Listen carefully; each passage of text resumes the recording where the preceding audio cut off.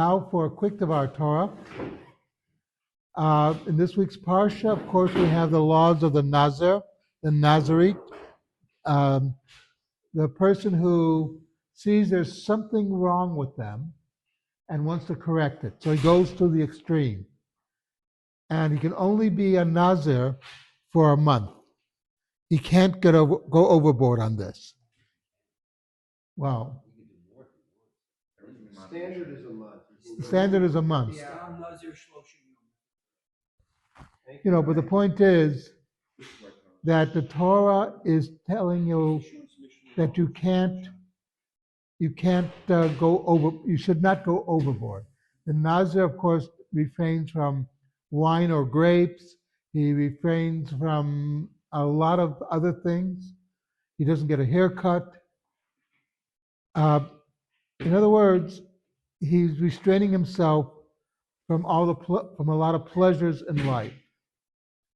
And that's why, surprisingly, when he finishes being a Nazir, what does he do? He brings a korban, an offering to the tabernacle or the temple later on, and it's a sin offering. It's a sin offering. He committed a sin. What was the sin that he committed? He did not partake in those pleasures which are permissible. And this is something that we have to remember, that God wants us to enjoy life. He wants us to have pleasure. Now, you don't go overboard, because the exact opposite of the Nazir is the Bensor Mora, or I'm trying to remember the name of the Greek god that was, the Baclarians. Yeah. Where they would eat, drink, and be merry, for tomorrow we die. That is not a Jewish concept. But on the other hand, it's not a Jewish concept to deny yourself for any prolonged period of time.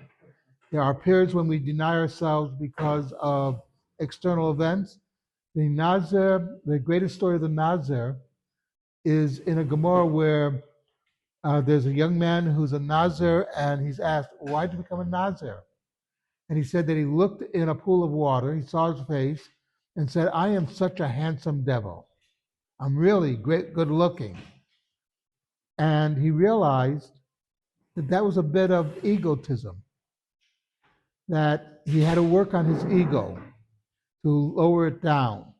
So by becoming a Nazir, not taking care of himself, not getting a haircut, denying himself some pleasures, he basically would get himself back to normal.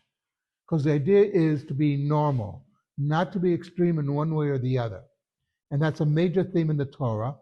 Remember that in this parsha, what a lot of these parshas are doing is they're taking the Jews from a mob of ex-slaves, and turning them into a nation. And in a nation, you need people who are level-headed, who don't go off in the extreme in one way or the other, which is a very important lesson. The Torah wants us to look at the golden mean, to say, okay, not to be too extreme over here, not to be too extreme over there.